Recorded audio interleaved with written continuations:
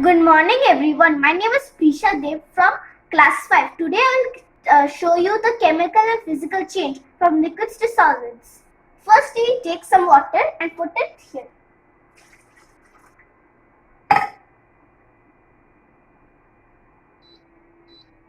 Now let us boil the water for 5 minutes.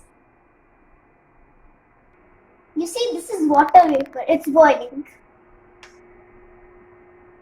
When your water looks like this, it's done. Now it is good. So let's off it and we'll take this water right here. Now let's put it in this cup.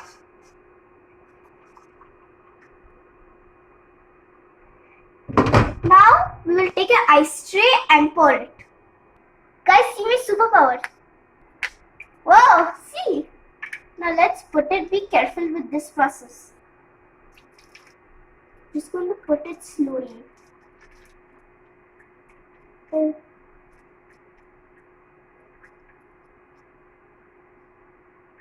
now this is called freezing. We'll put hot water. Froze the ice and this is what we got. I put some salt to make it, this. Now we can see that before it was a liquid, now it became a solid. This is called a physical and a chemical change of a solution. First it becomes a liquid, then it becomes a solid. Bye.